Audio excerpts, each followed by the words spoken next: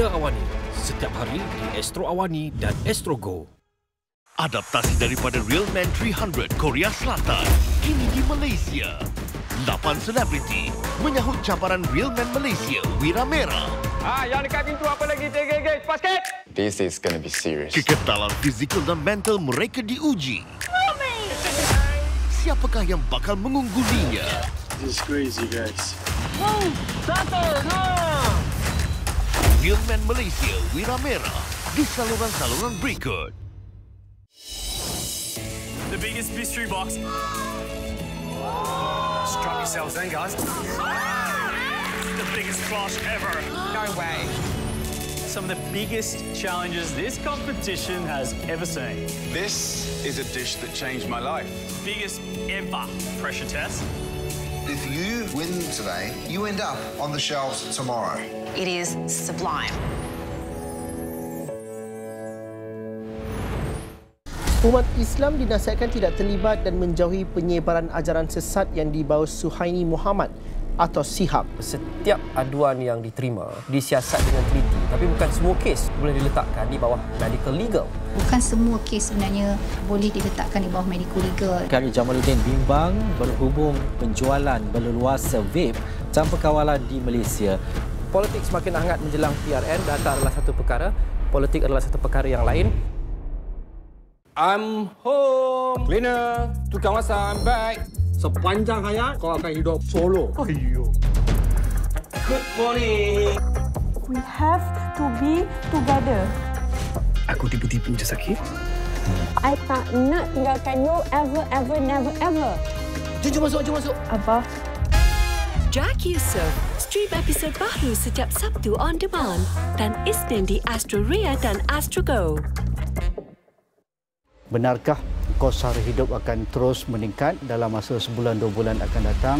Saya pun tidak faham di mana mereka mendapat andaian yang seumpama itu. Adakah ia tidak mampu menangani isu-isu yang berbangkit pada hari ini? Ia tak patut disalahkan. Tetapi tidak boleh dilihat sebagai negara yang tidak mempunyai kuasa langsung. Memang negara kuasa besar mahu melihat Malaysia yang stabil. Agenda Awani setiap hari di Astro Awani dan Astro Go.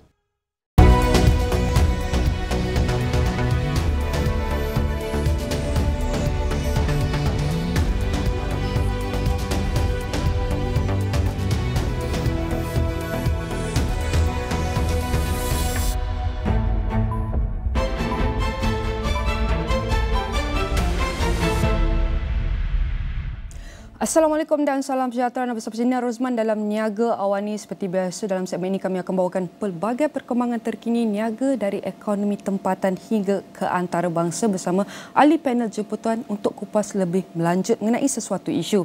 Dan semalam ada antara iaitu atau cara yang terbesar di mana Perdana Menteri Datuk Seri Anwar Ibrahim semalam telah meluncurkan Ekonomi Madani memperkasa rakyat kerangka ekonomi yang menggariskan dua fokus utama iaitu menstruktur semula ekonomi ke aras Malaysia sebagai peneraju ekonomi Asia dan yang kedua adalah meningkatkan kualiti hidup seluruh rakyat Malaysia.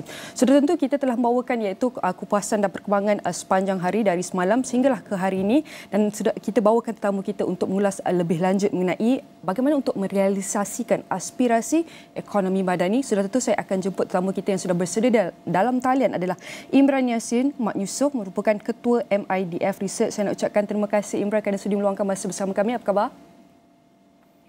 Alhamdulillah, thank you very much for inviting me again. Thank you.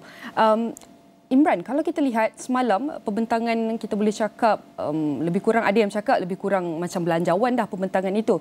Namun kita faham ekonomi madani adalah rangka ekonomi baharu, adalah pendekatan baharu yang digunakan untuk meningkatkan martabat iaitu darjat ekonomi negara termasuk juga dengan memberi keutamaan kepada kesejahteraan rakyat. Sudah tentu daripada 40 muka surat, 40 intipati yang telah dibentangkan oleh Perdana Menteri semalam, bagaimana pandangan Imran kepada kerangka tersebut, terutama daripada 7 sasaran yang ditetapkan di mana ia bakal membawa Malaysia keluar daripada perangkap negara berpendapatan sederhana? Terima kasih Nina soalan tu. Memang masa saya baru-baru baca atau lihat memang nampak macam bajet lah, tapi kita ada nampak ada beberapa inisiatif baru. Kami berpendapat bawa keputusan untuk meneruskan beberapa inisiatif kerajaan sebelum ini. Di samping inisiatif baru adalah satu langkah baik. Of course, kalau ada inisiatif baru tu memberikan satu sokongan kepada ekonomi, tetapi dengan meneruskan inisiatif sebelum ini memberikan apa yang kami katakan policy stability lah yang diperlukan oleh pelabur, mengurangkan ketidaktentuan polisi daripada kerajaan. Umpamanya ada kesinambungan apa yang diterbitkan semalam dengan RMK 12 yang ada juga menyebutkan resetting the economy, atau bantuan kerajaan untuk memperkasakan PKMS melalui digitalisasi dan otomasi ekonomi sirkular dan sebagainya. Jadi keperluan untuk menstrukturkan semula ekonomi Malaysia telah diiktiraf dan langkah-langkah telah dilancarkan. Manakala sasaran yang ditetapkan adalah satu yang baik kerana kita perlukan sasaran atau target. Namun apa yang mungkin berkurangan adalah butiran yang teliti bagaimana kita boleh mencapai sasaran tersebut.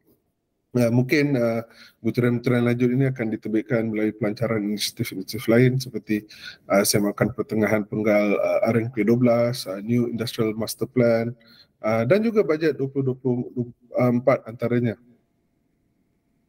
Baik, Imran, kerajaan akan melaksanakan dasar untuk meningkatkan peningkatan upah berbanding KDNK kepada 45% yang selaras dengan tahap negara maju berbanding 32.4% pada tahun 2022. Jadi apakah harus ditekankan ataupun kita beri keutamaan daripada kerajaan dalam memastikan dasar gaji progresif ini dapat direalisasikan seiring dengan peningkatan kemahiran dan juga produktiviti pekerja?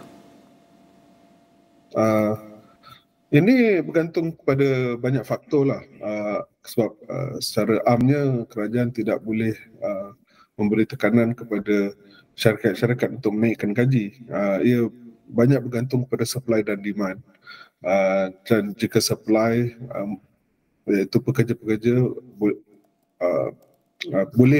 boleh dapat gaji yang lebih rendah atau syarikat boleh mendapatkan pekerja yang mahu gaji yang lebih rendah, mungkin itu akan efek kepada kadar upah berbanding KDNK kita. Jadi kita kena perlu lihat punca sebenar kadar upah berbanding KDNK yang kita ada sekarang. Apakah punca pokok, punca sebenar? Adakah terdapat isu struktur umpamanya? Atau mungkin kita terlalu bergantung kepada pekerja asing? Jadi pada pendapat kami perlu ada kajian punca dasar keadaan sekarang. Secara atas permukaannya kami berpendapat mungkin perlu ada lebih otomasi di sektor pembuatan. Kita lihat bagaimana negara-negara maju kebanyakan mereka banyak otomasi, jadi mereka memerlukan kurang pekerja, jadi pekerja yang ada tu boleh diberikan gaji yang lebih tinggi dan juga mengurangkan kebergantungan kepada pekerja asing. Mungkin perlu juga meningkatkan lagi kemahiran teknikal. Di sini menggabungkan TVET bersama pemain industri adalah satu langkah yang baik kerana pemain industri mungkin akan memberikan keperluan mereka dan TVET boleh menjanakan pekerja-pekerja yang fit di industri.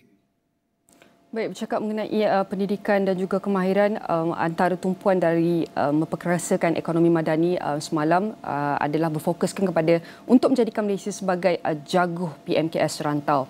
Dengan kita boleh cakap pada ketika ini jumlah pasaran Malaysia yang kecil, PMKS dan syarikat pemula startup akan dipacu ke peringkat internasional antarabangsa. Ia bakal mengangkat Malaysia kepada salah satu daripada 30 ekonomi terbesar di dunia dan bertujuan untuk capai pertumbuhan KDNK sebanyak 55% setahun secara konsisten. Imran, secara jujurnya, adakah ia boleh direalisasikan ataupun kita boleh cakap doable? Langkah untuk antarabangsakan PKMS dan syarikat pemula kita adalah satu langkah yang baiklah. Memang betul Malaysia tidak boleh menampung, ia memerlukan pasaran yang lebih besar. Memang boleh direalisasikan, tetapi terdapat banyak faktor yang perlu dilihat. Antara 3 faktor, faktor ekonomi, faktor produk dan faktor pasaran. Maksud saya faktor ekonomi ni ia berbanding, ia mengenai keadaan ekonomi dunia sekarang. Mungkin sekarang ni keadaan ekonomi dunia ni tidak konsisten. Jadi ada tahun akan merudum dan sebagainya. Jadi untuk mencapai 50.5% setahun secara konsisten tu mungkin agak payah lah. Tapi mungkin ada tahun yang lebih tinggi, mungkin ada tahun yang lebih rendah. Faktor produk pula, adakah SME kita dan syarikat pemula kita mempunyai produk yang dimahukan oleh pasaran antarabangsa, bukan pasaran domestik. Mungkin pasaran domestik memerlukan produk itu, tetapi pasaran antarabangsa tidak memerlukannya.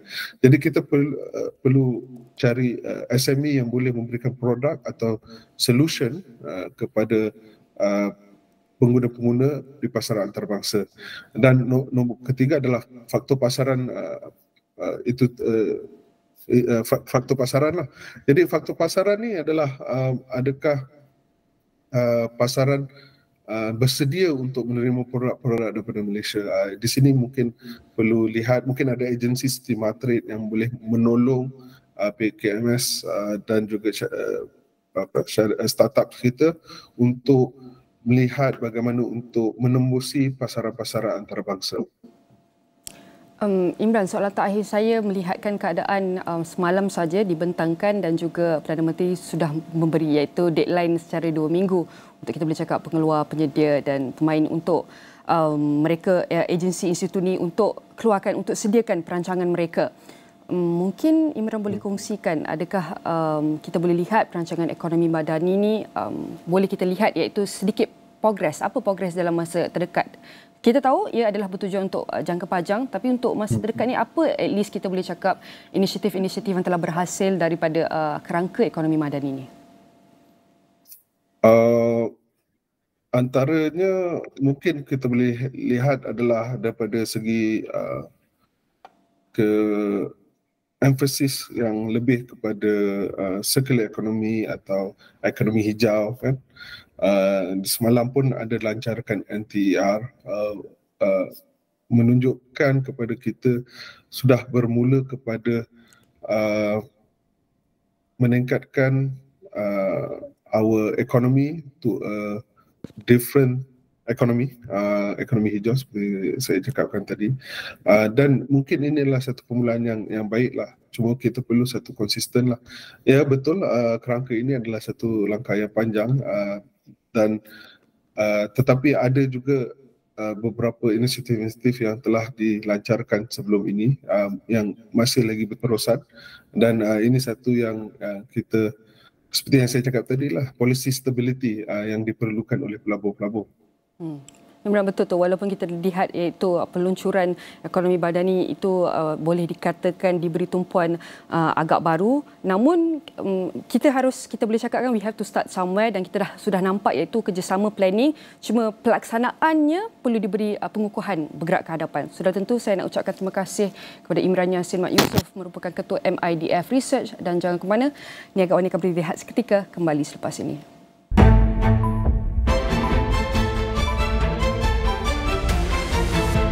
Lately ni banyak soalan pasal Astro Fiber kat social media. Apa kata I tolong jawabkan satu?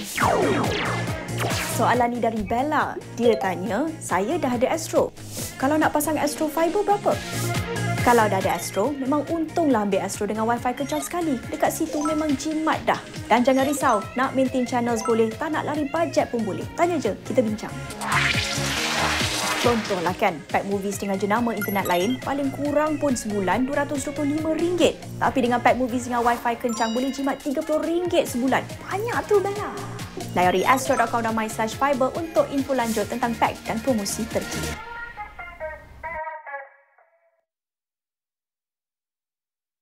I'm home. Cleaner, tukang masak, I'm back.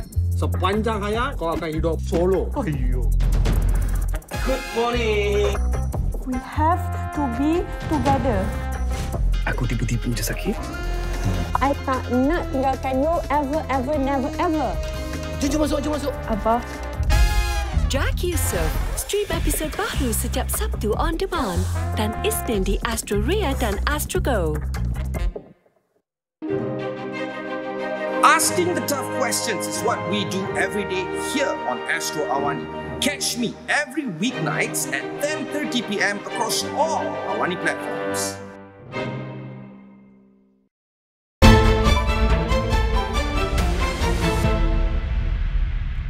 Bertemu kembali perkembangan seterusnya di mana Majlis Kebangsaan Pertubuhan Wanita Malaysia NCWO bertekad akan menggunakan pendekatan menyeluruh untuk menggalakkan pertubuhan ekonomi peduli. Presiden NCWO Tan Sri Dr. Sharifah Hapsah Said Hassan Shahabuddin menjelaskan pertubuhan ekonomi peduli berpotensi menarik pelaburan, mewujudkan pekerjaan terutamanya untuk B40 wanita dan juga belia. Menurut beliau, ia juga dapat mengurangkan pergantungan terhadap pekerja asing berkemahiran rendah, meningkatkan produktiviti dan keseimbangan kehidupan kerja serta mengekalkan wanita dalam tenaga kerja. Dalam satu kenyataan, Dr. Sharifah Hapsah menjelaskan NCWO mengalu-alukan rangka kerja dasar untuk ekonomi madani yang digariskan oleh Perdana Menteri Datuk Seri Anwar Ibrahim. Beliau menjelaskan perundingan merentas sektor dan pelbagai peringkat memberi semangat kepada rangka kerja dengan tumpuan yang kukuh terhadap kesejahteraan rakyat sambil menggalakkan ekonomi yang berdaya saing. Pada Khamis, Datuk Seri Anwar Ibrahim mengumumkan ekonomi madani memperkasa rakyat sebagai kerangka ekonomi baharu Malaysia bagi mengangkat semula darjat dan martabat negara. Keputusan Jemaah Menteri yang bersetuju untuk menaikkan taraf Majlis Perbandaran Kelang ke status bandaraya mengukuhkan hasrat Kerajaan Selangor untuk mewujudkan pentadbiran Greater Klang Valley. Menteri Besar Datuk Seri Amiruddin Syari berkata, usaha mewujudkan pentadbiran Greater Klang Valley melibatkan Majlis Bandaraya Petaling Jaya, Majlis Bandaraya Subang Jaya, Majlis Bandaraya Shah Alam serta Majlis Perbandaran Kelang itu adalah untuk menjadi model metropolitan di Malaysia serta Asia Tenggara. Menurutnya, Greater Klang Valley akan menjadi antara fokus utama pentadbiran kerajaan negeri dalam penggal yang akan datang sekiranya mendapat mandat baharu pada pilihan raya negeri 12 Ogos ini. Malah bandar di Raja Kelang yang kaya dengan sejarah dapat terus dibangunkan sebagai bandar mampan serta mempunyai peluang ekonomi amat tinggi. Selain itu, cadangan dan keputusan menaik taraf status MPK ke bandaraya itu akan dipersembahkan kepada Sultan Selangor, Sultan Sarafuddin Idris Shah bagi mendapat perkenan baginda serta proses pemasyuran. Dengan adanya Greater Klang Valley, pentadbiran keempat-empat PBT ini dapat diselaraskan melalui penggunaan satu sistem untuk meningkatkan kecekapan perkhidmatan bagi memudahkan urusan kerajaan dengan rakyat. Katanya Greater Klang Valley juga dapat menjadi testbed untuk perkhidmatan berasaskan teknologi internet kelajuan tinggi, khususnya 5G ke arah menawarkan perkhidmatan kerajaan sepenuhnya digital di lokaliti-lokaliti ini. Kerajaan akan mengemukakan cadangan bagi pelaksanaan pembinaan lebuh raya madani seremban jempol pada pembentangan kajian separuh penggal rancangan Malaysia ke-12 bulan depan. Perdana Menteri Datuk Seri Anwar Ibrahim berkata, kelulusan projek yang bakal memberi manfaat kepada masyarakat Felda dan rakyat secara amnya itu bagaimanapun bergantung kepada keupayaan ekonomi negara dalam tempoh setahun ini. Dan saya ingat dan insya-Allah dalam kajian separuh penggal dan dalam program sesudah itu dalam masa setahun, kalau ekonomi kita sekarang kalau meningkat seperti ada sekarang ini, insya-Allah kita akan bina lebuh raya seremban jempol. Beliau berkata demikian ketika berucap di Karnival Segalanya Felda di dataran Seri Jempol pada petang Khamis. Sementara itu, Perdana Menteri berkata kerajaan beri jaminan untuk tidak berdiam diri dalam membela nasib pekebun kecil getah termasuk peneroka di bawah Felda. Menurutnya, beliau telah meminta Kementerian Kewangan untuk meneliti dan mencari jalan terbaik dalam mengatasi masalah yang dihadapi kumpulan penoreh getah. Harga getah dan pulangan hasil bulanan getah sangat rendah. Dalam 3 tahun mereka perintah, ada naik kadar harga getah. Ada naik harga daripada RM2.50. Tak. Tapi kita dalam 6 bulan kita naikkan. Kemudian baru-baru ini kita tambah hasil bulanan terutama di musim hujan, di musim tidak dapat naik menoreh getah. Saya tidak berdiam diri. Saya akan cari jalan untuk tambah lagi bantuan kepada pekebun kecil getah.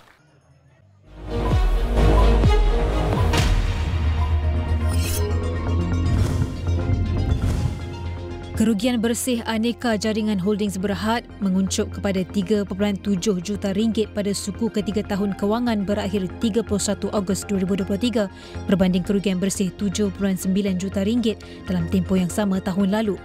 Sementara itu, pendapatan syarikat pembinaan tersebut pada suku dalam tinjauan telah meningkat 10% kepada 41.2 juta ringgit daripada 37.5 juta ringgit sebelumnya.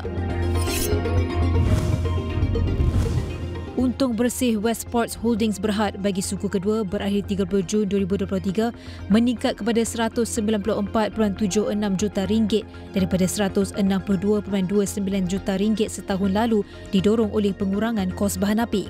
Hasil kumpulan meningkat kepada 542.64 juta ringgit berbanding 510.98 juta ringgit pada suku yang sama disebabkan oleh peningkatan dalam hasil kontena. Kerugian bersih Lotte Chemical Titan Holding Berhad meningkat kepada 327.7 juta ringgit pada suku kedua berakhir 30 Jun 2023 berbanding kerugian bersih 149.4 juta ringgit pada tahun lalu. Hasil kumpulan bagi suku itu juga menyusut kepada 1.9 bilion ringgit berbanding 2.8 bilion ringgit pada tahun lalu disebabkan harga dan jumlah jualan produk yang lebih rendah. Laporan penuh di saluran 501 dan astrawani.com serta dagangnews.com. Kita beralih kepada perkembangan antarabangsa. Ekonomi Amerika Syarikat tumbuh lebih pantas pada suku kedua selepas pasaran buruh merekodkan daya tahan tinggi sekaligus menyokong perbelanjaan pengguna. Selain itu, perniagaan negara Uncle Sam itu turut meningkatkan pelaburan dalam sektor perkilangan sekaligus menafikan kemungkinan berlakunya kemelesetan. Keluaran dalam negara kasar itu tumbuh 2.4% pada suku kedua. Pengumuman itu hadir selepas The Fed umum kenaikan 25 mata asas kadar faedah kepada Julai 5.25 hingga 5.50%. Inflasi untuk suku kedua juga menyederhana pada suku kedua meskipun belum mencapai tahap 2% yang The Fed sasarkan. Ukuran inflasi yang digunakan Kerajaan Amerika di bawah indeks harga perbelanjaan penggunaan persendirian tidak termasuk makanan dan tenaga meningkat 3.8%. Ia rendah berbanding 4.9% yang direkodkan pada suku pertama. Perbelanjaan pengguna yang merangkumi lebih 2 PR3 ekonomi Amerika Syarikat meningkat 1.6% pada suku kedua.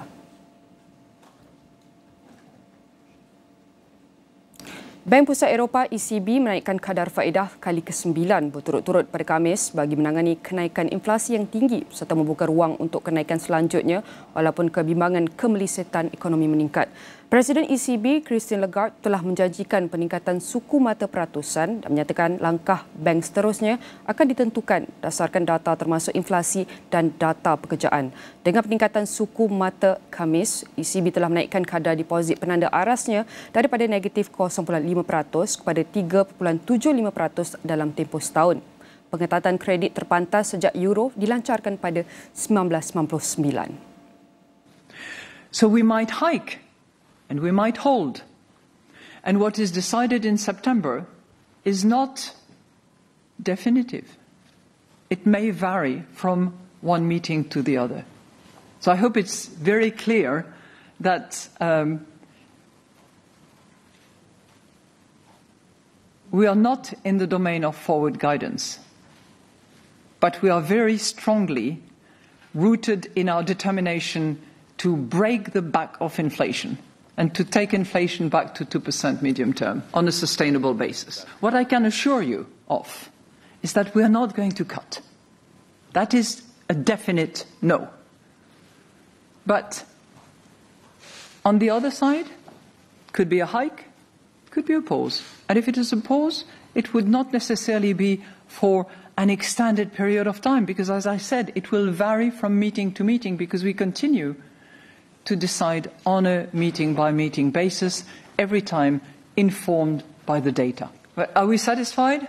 Are we claiming victory? No. We want to go to the end of the game.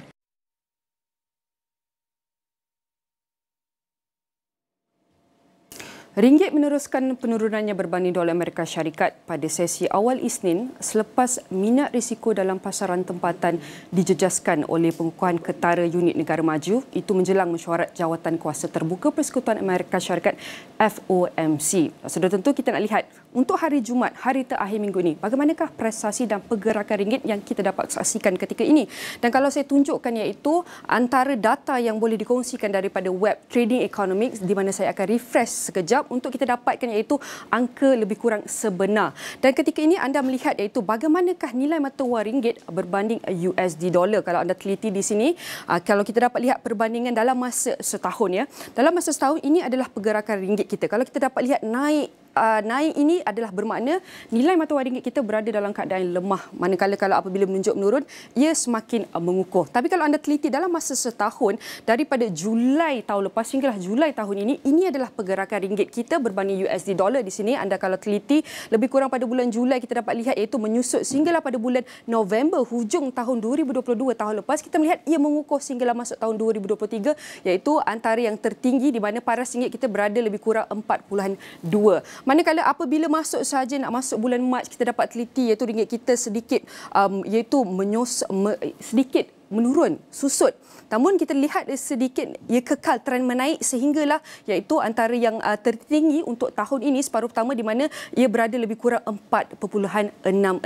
Namun apabila kita masuk saja bulan Julai ini nak masuk bulan lebih kurang bulan 8 Ogos kita teliti ringgit kembali balik mengukuh untuk separuh kedua ini di mana anda teliti daripada 46 sehingga trend iaitu trend ringgit kita mengukuh sehinggalah antara terkini adalah kita dapat saksikan berada pada 4.547.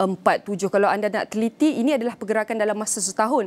Dan sebelum ini kalau kita nak teliti bagaimanakah dalam masa seminggu dalam seminggu ini adalah pergerakan kita daripada terus menyosot dan menurun, surut. Kali ini ia telah turun. Ini adalah prestasi ringgit kita. Manakala kalau kita nak lihat bagaimanakah pergerakan iaitu S&P iaitu pasaran US, ini adalah Standard & Poor's 500 Index Stocks yang dikategorikan daripada mengikut sektor dan industri. Kalau anda teliti di sini, wow, semalam teknologi di sini kita dapat teliti Microsoft semalam hijau. Mereka sebenarnya mengungguli pasaran US. Tapi di sini Microsoft kalau kita teliti di bawah sektor teknologi software infrastructure, Microsoft telah mencatatkan iaitu pasaran sahamnya telah menurun kepada negatif 2.09%. Namun kalau kita teliti di bawah teknologi, pasaran Oracle Corporation masih kekal hijau iaitu kita lihat teknologi pasaran dia kekal bercampur-campur. Namun untuk semiconductor kita dapat lihat itu iaitu Nvidia kekal di mana semiconductor kebanyakan pasaran saham dia warna hijau. Di sini menunjukkan bahawa pasaran di kategori di bawah sektor industri semiconductor kita melihatkan perkembangan yang positif. Manakala untuk consumer deficit discount store dan juga kita boleh cakap healthcare, kesihatan ni kita lihat warna merah campur purple. Ini adalah keadaan pasaran mereka agak lemah dan ia bercampur-campur. Namun apa yang kita dapat teliti di sini, ini adalah prestasi pasaran ketika ini. Namun untuk masuk separuh kedua sudah tentu kita harus meneliti bagaimanakah perkembangan prestasi pasaran saham di US dan juga prestasi ringgit untuk kita mengenali bagaimanakah apa yang perlu dilakukan oleh Malaysia agar kita dapat teliti ini adalah perkara utama bergerak ke hadapan agar kita dapat membaca memberi gambaran bagaimanakah ekonomi dan bagaimana untuk kita mengurus perbelanjaan dan pengurusan ekonomi. Sudah tentu banyak lagi yang akan kita bawakan. Selepas ini jangan ke mana-mana bersama rakan tugas saya Tehmina Kaoosji untuk bawakan Niaga Spotlight rangkuman selepas ini.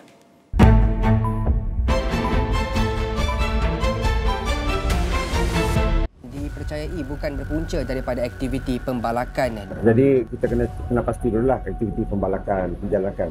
Masa depan Malaysia akan lebih cerah jika perhatian ditumpukan kepada situasi sebenar ekonomi negara. Apakah nasib orang ramai dari segi kos hidup?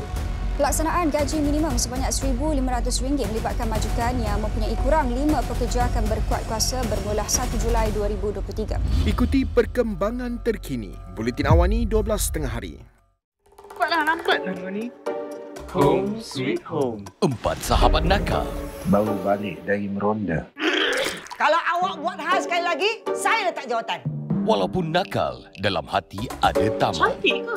I rasa kita lagi cantik. Assalamualaikum, saya Zakia. Wah, dia bukan main lagi. Ada pula geng lain tunjuk belang. Hei, beraturlah macam orang lain. Surat! Okey, tulis surat kat Zakia lah. Pilih video tu. Kalau kau nak balik, aku nak kau masuk dalam Astro ni. Jamin, Borhan kacau di Baraj. Borhan! Apa ni? Budak hostel otaknya serial mulai 31 Julai di Astro Ria dan Astro Go.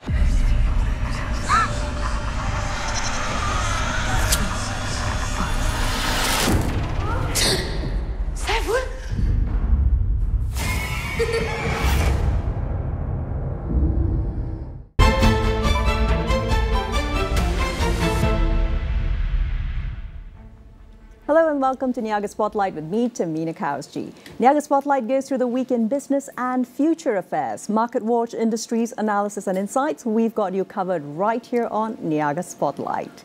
Well, for this week's analysis, we're taking a look at pharmacy mergers and consumer rights issues. Now, the Malaysian retail pharmacy industry is extremely competitive, with over 35 organised chain brands all across Malaysia. The market is booming due to a growing number of cases of NCDs, increasing online pharmacy services, growing government health expenditure, consolidation of smaller chains to enlarge in dissimilar regions, and services such as online consultations and e-prescriptions, coupled with per capita health expenditure in Malaysia.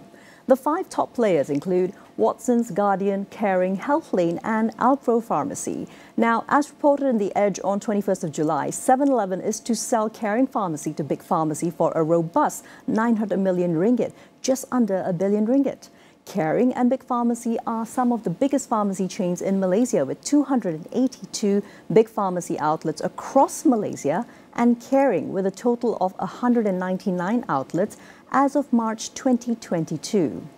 So, the question we want to ask today is, what do these pharmacy mergers nationwide mean for the average Malaysian consumer amid cost of living concerns and rising inflation? I spoke to Dato' Indrani Thuraisingham, legal advisor with the Federation of Malaysian Consumers Associations, FOMCA, to gain some insights. Let's watch. Hi, Dato' Indrani. Thanks very much for making the time to join us. Let's get started. Dato' Indrani, if I could ask you, what are the benefits and concerns about such a significant pharmacy merger from a consumer perspective? Yeah, thank you, Tehmina. I think if we were to look at, when we talk about mergers, it's not necessarily bad, I would say, as long as this new found market position is not abused. Actually, then there would be some benefits to the consumers because what we would see is lower prices.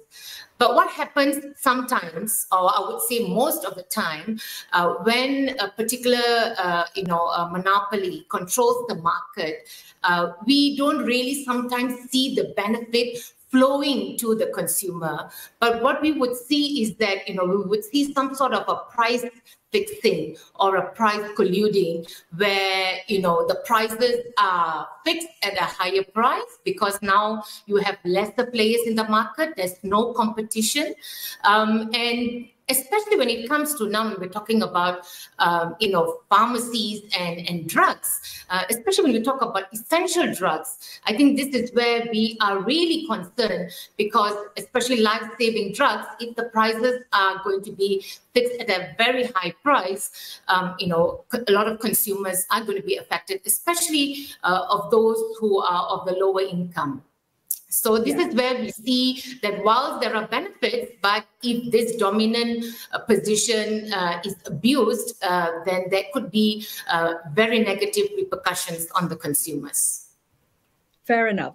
And also, of course, there has been a cumulative annual growth rate of about 9.7% for the retail pharmacy market between 2013 to 2019 in Malaysia overall. And absolutely focusing on the fact that we spend so much as an economy on NCDs in particular. Let's now focus, Dato', on economies of scale versus optimizing supply chains only for profitability. How do you feel this can be balanced best in the short and long term from a FOMCA perspective? Yeah, I mean, when we talk about optimizing the supply chain, of course, when you talk about pharmacies having, huge chain, again, the distribution cost or the logistical cost is reduced. So then there would be a lower operational cost. But the question is whether this actually flows to the consumers. If it flows, then that's fine. Then, consumers actually get a benefit. But what then happens to the traditional individual pharmacies? For many of the low income, especially in the rural areas, they tend to depend, especially also the elderly. They are much more comfortable going to their traditional pharmacies nearby their hometowns. Now, if these big pharmacies now consolidate and basically you don't see the existence of this community-based or individual pharmacies, that's also a big problem because, usually the individual pharmacists, the elderly or the rural people, they tend to know who their pharmacists are, and they would give the extra advice, okay, when you do this, not only take this medicine, but you need to rest, and if you've got asthma, let's not do this. They give the much more personalized service, and that's one of the things that I think that we need to consider, that when you talk about the supply chain, there are benefits in that terms, but it has to be balanced. I would say, in the long term, that we must still have in place this individual pharmacies so that the whole of society would be able to benefit, and not only in urban centers where you have these big chains, where consumers are able to go, but we need to have a proper balance in that sense. Absolutely. And of course, that also speaks to the fact that we've got about 2,600 community pharmacies spread across Malaysia, but of course, about 50% of those are concentrated in KL Selangor alone. Moving along, Dato. Now, can I ask you about when large-scale monopolies make Malaysia more dependent on one conglomerate for the supply of essential medication? Let's compare how laws help regulate the market, such as in perhaps America, Europe, where bigger players do generally control a majority of the market. Do you feel we're moving towards that model overall? I think, yes, we are moving towards that model, and that's my fear that, that we are having this consolidation. We have seen that, over the years in the different industry. So, as I said, monopolies are not bad, except that when you are abusing your dominant position. And when it comes to medicine, we definitely have to ensure that the accessibility of especially essential drugs to consumers are still maintained and at an affordable price.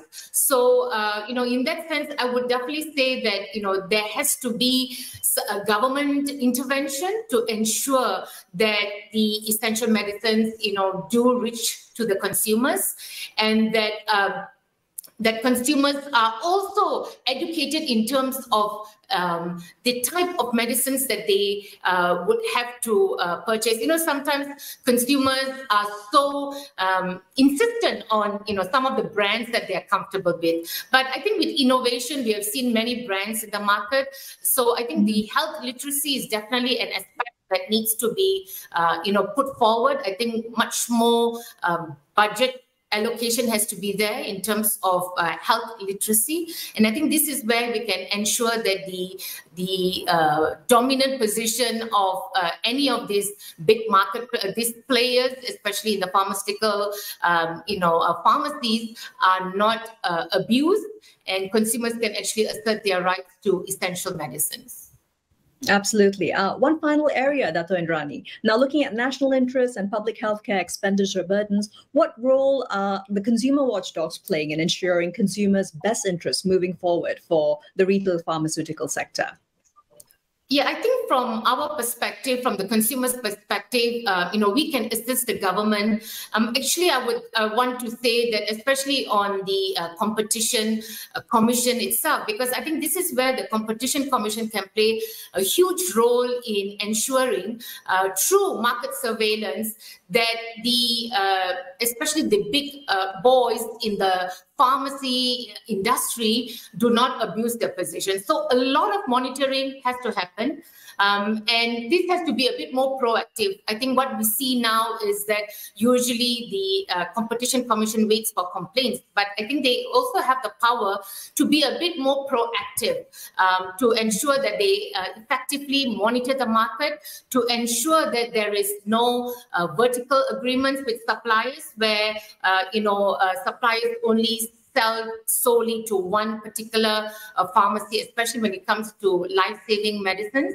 And I think this is where the consumer groups can actually assist by doing mystery shopping, by assisting the government or the Competition Commission by monitoring that. I think this is where, because at the moment, I would say that the capacity of the Competition Commission is limited, although they do have enforcement, division. But again, if you're doing nationwide monitoring, you will need the support of also the civil society groups. And I think this is where we can play a role in assisting in monitoring whether these abusive positions are being, played out, and also then conduct literacy, health literacy as well. We used to do this with the Ministry of Health previously. Before, I would say, over the years, in the last 50 years of the existence of FOMCA, I think twice the Ministry of Health have come back with us, and we have done Know Your Medicines campaign. And it was very, very successful, but these were years and years ago. I think this has to be continuous, and this is where we can support both the government, the Ministry of Health, as well as the Competition Commission in ensuring that these things are all in place. Thank you. Thank you so much, Dato' Indrani, for giving us that comprehensive overview of how exactly, when we move towards consumer health in the pharmaceutical retail sector, how things can be organized better. That was, of course, Dato' Indrani Thuraisingham, Legal Advisor, Federation of Malaysian Consumers Associations, FOMCA. We take a quick break now. Stay with us. We'll be right back with Niaga Spotlight.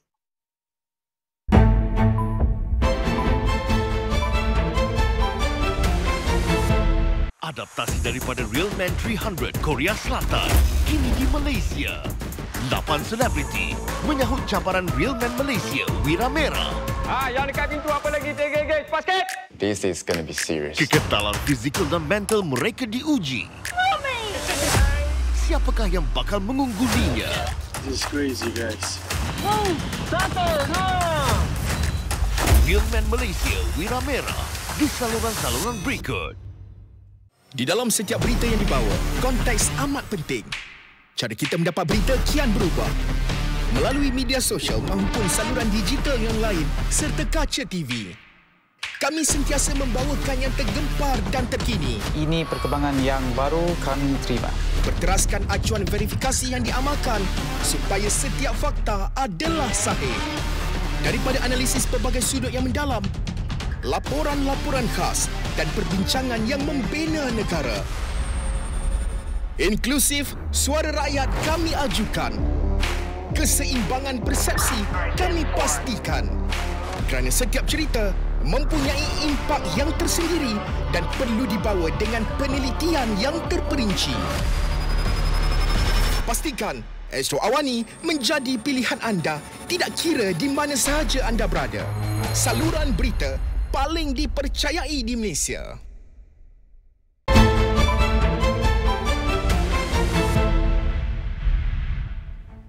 Welcome back to Niaga Spotlight with me, Tehmina.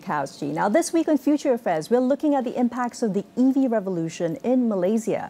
The automotive industry contributes 4% or roughly 40 billion ringgit to Malaysia's GDP, employing a workforce of over 700,000 individuals throughout a nationwide ecosystem. Meanwhile, the still nascent electronic vehicle or EV car market in Malaysia received a significant boost last week, with Tesla adding to the list of players formally operating here. Plus, the launch of the BYD EV Dolphin just yesterday, with prices beginning at an attractive 99,900 ringgit.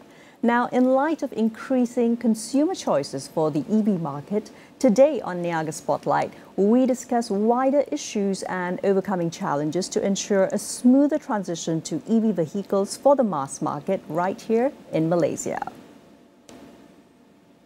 Aiman I. Abdullah, Managing Editor, of course, with Malaysian Motoring, the nation's fastest-growing automotive news and reviews channel, joins me now in the studios for this conversation. Ayman, welcome to studios. How are you doing this morning? I'm doing great. Thank you very much for having me. Wonderful. Let's get started off by your thoughts on what are the foreseeable impacts of EV adoption on Malaysia's auto economy. We're also at a very interesting point whereby car sales have finally become positive again, as opposed to what was happening during the pandemic, where there was a huge slowdown. First half of 2023, in fact, it grew 10.3% year on year. So where are we right now, especially with these interesting investments from the EV players? Well, I mean, in terms of the automotive market in general, we've seen that the projected TIV this year is about, total industry volume this year is about 725,000 units, which is actually higher than the original projection of about 700,000 vehicles, which will be our highest number of total vehicles sold in Malaysia ever. Yeah. So, but in terms of the EV impact on that TIV, it's still relatively small. I think in 2022, we only saw about 2,000 EVs sold, which is, of course, a massive increment over the year before and the years prior to that. But again, we can see that adoption rates still remain a little bit slow.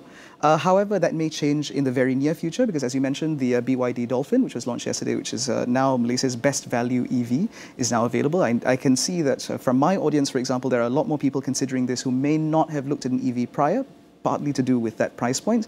But in terms of overall economic impact, I think right now it's just the adoption stage to see people transition to EVs, and then we will see potentially more significant investments towards manufacturing or assembly here for EVs going forward. Absolutely. Now, speaking about investments for manufacturing, Geely, of course, is to invest 10 billion USD, close to 40 billion ringgit, to transform Tanjung Malim, of course, Perak, into the region's largest auto city. What do you see as being the most strategic advantages of Tanjung Malim, which has, of course, attracted this investment, and all of this is going to be happening with Proton shifting its entire ops there by about 2025-26? Yes. So the thing about Tanjung Malim is that from the very beginning, from when Proton set up shop there, it was always envisioned to be an auto city. So it also has the facilities available for vendors and other part suppliers to set up shop there.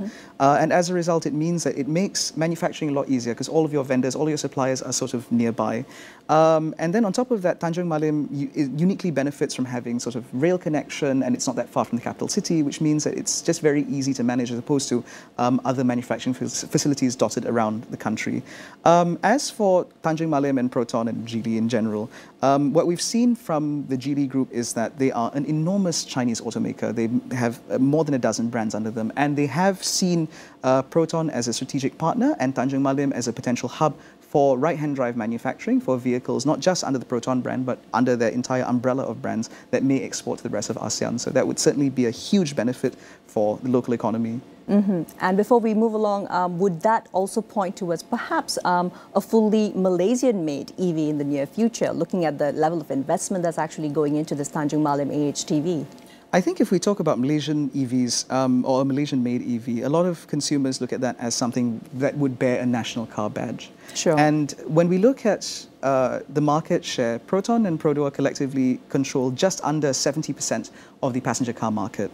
And they service customers that are a bit more price sensitive. They are looking for people who see a car as an essential item, not necessarily as a luxury. Yes, A to B, right? Exactly. So because of that, these are people who prioritize things that are reliable, things that are familiar to them, and may not necessarily be interested in moving towards a next generation vehicle or a new generation vehicle just yet.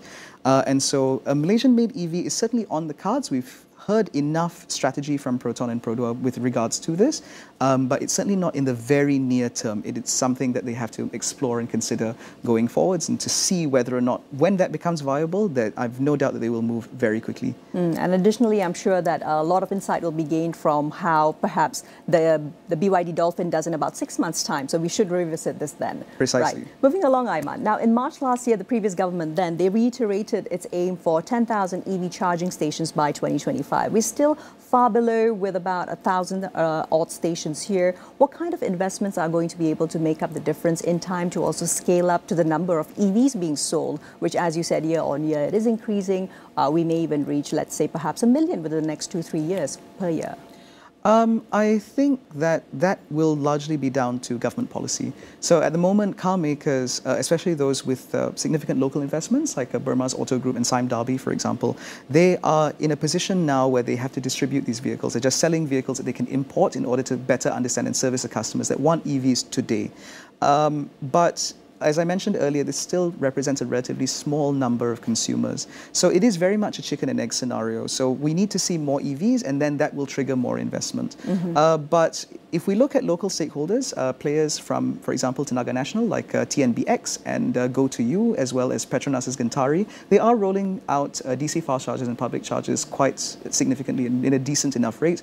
The much older player, which is Charge EV, they still maintain the largest network of chargers across the country, and they continue to roll out more destination chargers at shopping malls and places of interest and tourist attractions and stuff like that. And they will continue those investments moving forward, and no doubt with more EVs coming in and more people adopting an electric mobility or an electric lifestyle, they will key in a little bit more money towards expanding those facilities. But it has to be in tandem with the adoption of EVs. So they have to wait for consumers, and then the consumers will be able to find the chargers. Fair enough. And speaking of the ecosystem itself, though, we're already seeing plenty of second-hand EVs on the market with under 1,000 kilometers of mileage. What do you feel that is pointing towards? Is it just part of the general automotive consumer cycle in Malaysia, or do you think it has to do with the wider challenges, such as just not being able to find enough convenient charging ports, Aiman? I think a lot of the EVs that we see on the used market right now came in during pilot programs. For example, there was a ride-sharing business here called Comos, which had, I think, Renault Zoes and Renault Twizzys and a few Nissan Leafs. I do recall that, yes. Yeah, but the thing is, the company itself didn't do very well. It didn't end up sort of capturing consumers very well. So these vehicles ended up not being used. In fact, a couple of my colleagues ended up buying used Renault Zoes off of Comos later when they defleeted them. And so the low mileage that you're seeing is not necessarily reflective of people not being interested in EVs or there being a challenge in terms of infrastructure, but it's just because these vehicles were underutilized and they maybe came to market a little bit too soon. In terms of other EVs that you see now, vehicles that were introduced, say, in the last couple of years or so, the mileages tend to be a little bit higher. But as I've no doubt your audience would probably agree, that EVs are still very much a secondary car. It's not necessarily a primary vehicle, and so the mileages tend to be a little bit lower. These are also not necessarily vehicles in a household where they only have one or two cars. So the utilization tends to be a bit lower. And because these come from households with higher disposable income, they may see these vehicles as toys. It's just an experience for them to try, and if they get bored, they move on to something else. So I don't think it's necessarily reflective of the infrastructure and the ecosystem as it stands today. I think it's more reflective of the consumers and how they view their cars. But I think, again, with the introduction of more mass market EVs that we're seeing now that are coming in at much lower, much more attractive price points, we may be able to see that trend change a little as people move and they see these EVs as this is the car I use every day, or this is the only car I have potentially.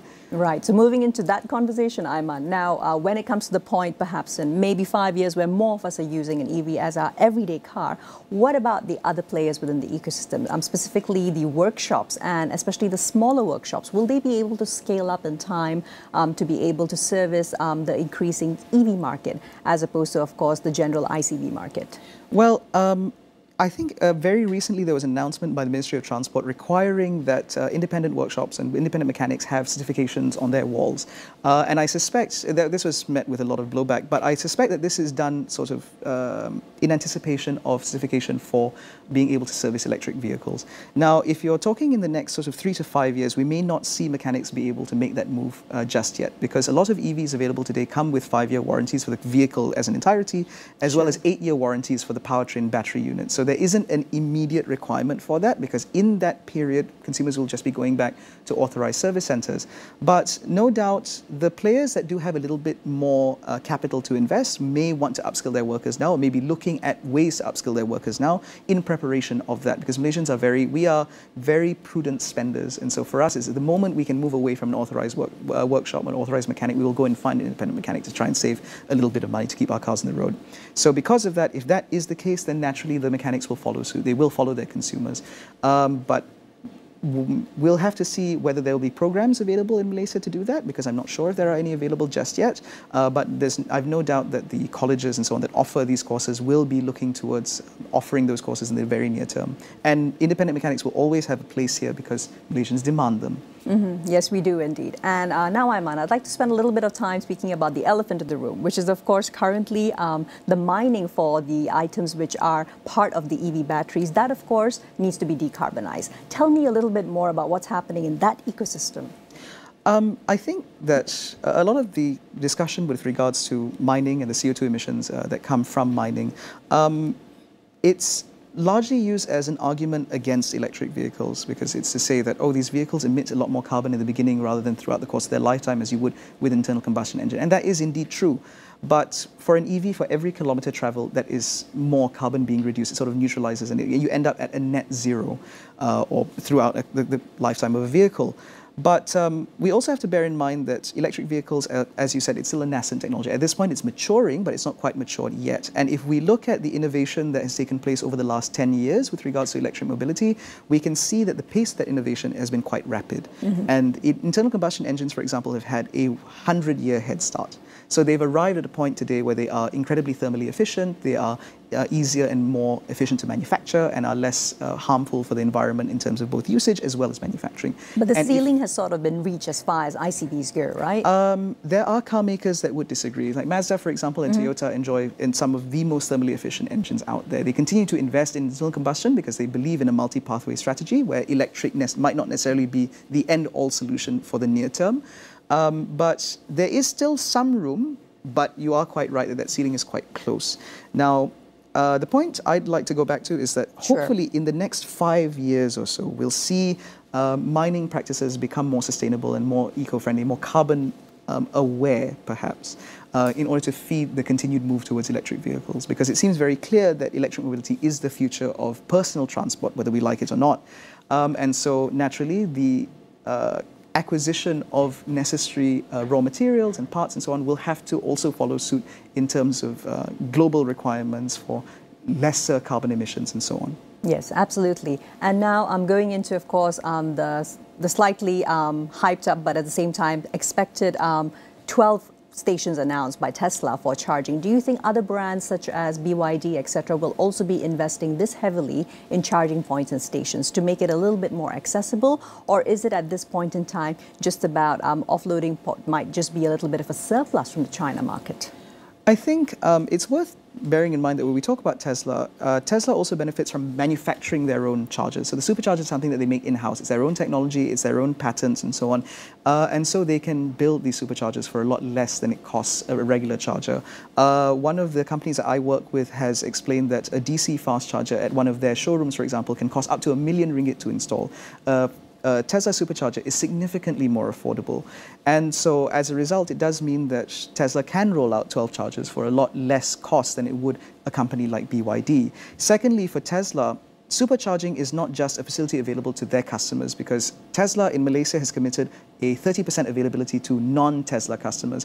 And so this creates a new revenue stream for them, in addition to them selling cars, particularly when the inevitable removal of CBU tax exemptions for EVs comes into effect, because at that point their cars will no longer really be economical to sell. So for players like BYD, it's a bit different because they don't sell directly. BYD's appointed Sime Darby as their distributor in Malaysia, and Sime Darby works with partners like Charge EV, as well as Go2U for their DC fast chargers. So BYD may not necessarily go into charging themselves, and I don't think there is a plan for that just yet, at least not from my discussions with them. And so we may not see more branded chargers going forward. However, our local charge point operators, like I mentioned earlier, like Charge EV and Gantari and Jom Charge, these are players that are investing very heavily in the charging network, and they're doing their level best to try and make sure that there is enough infrastructure to feed demand. But again, as I mentioned at the beginning of this conversation, it has everything to do with adoption rates. The more EVs we see, the more chargers we'll see, and so on. Yes, indeed, definitely. Thank you so very much, Aiman. That was absolutely comprehensive, but at the same time pretty concise about where we stand with regards to the EV revolution in Malaysia right now. Thank you for making time for us on Niaga Spotlight. Thank you very much for having me. Absolutely. Well, this has been Niaga Spotlight with me, Tehmina. Kaoosji. We'll see you again next Friday with more business analysis and insights. Here's to a productive week ahead.